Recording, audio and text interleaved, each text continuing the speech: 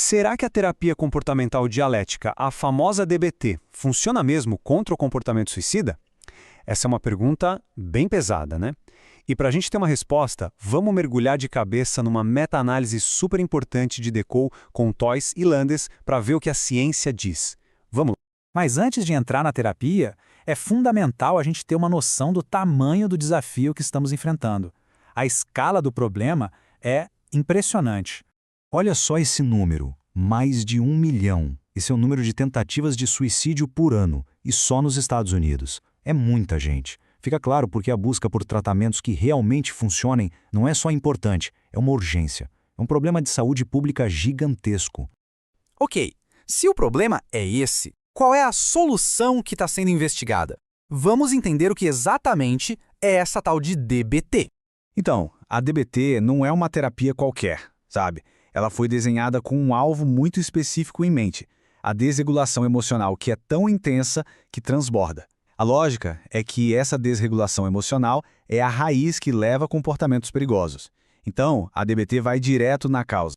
E essa frase da Marsha Linehan, a criadora da DBT, é o coração da coisa toda. É aqui que entra a parte dialética do nome. Pensa num cabo de guerra, só que do bem. De um lado, a aceitação total da pessoa exatamente como ela é.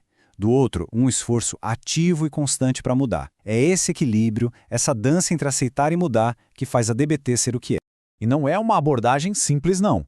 A DBT é um pacote completo, um verdadeiro sistema de apoio que atua em várias frentes.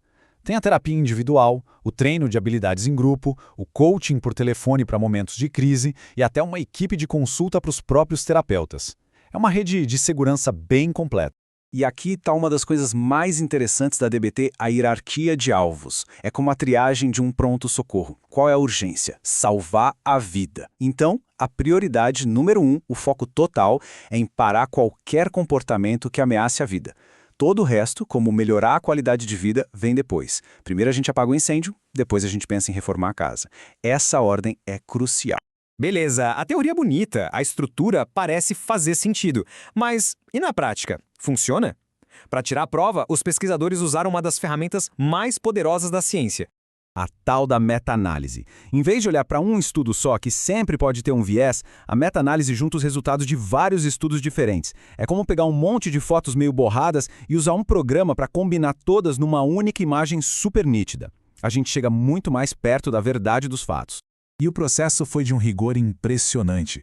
Dá uma olhada nesse funil. A busca começou com mais de 800 estudos e foram filtrando, até sobrarem só os 18 melhores, os mais sólidos. Ou seja, a conclusão que a gente vai ver agora é baseada no filé mignon da pesquisa sobre o assunto.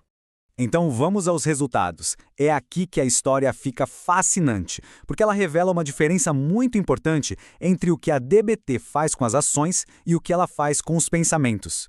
A primeira e mais importante descoberta é clara. Sim, a DBT funciona para reduzir comportamentos perigosos. Isso quer dizer menos tentativas de suicídio e menos atos de autolesão. Em termos de comportamento, o efeito é significativo. E esse gráfico aqui, o Forest Plot, mostra isso de um jeito que não deixa dúvida. Cada quadradinho é um estudo, mas o que importa mesmo é o losango lá embaixo, que é o resultado combinado. Tá vendo que ele está todo do lado esquerdo da linha do zero? Na linguagem da estatística, isso é um sinal claro. O tratamento teve um efeito positivo. O segundo achado reforça o primeiro. Quem faz DBT também acaba usando menos serviços de emergência, como idas ao pronto-socorro e internações.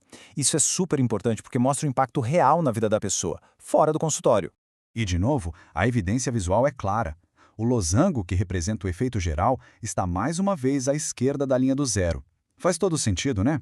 Menos comportamentos de risco levam a menos crises. Os dados confirmam isso. Mas é aqui que a história dá uma virada inesperada. Porque quando a gente para de olhar para o que as pessoas fazem e começa a olhar para o que elas pensam, a história é outra.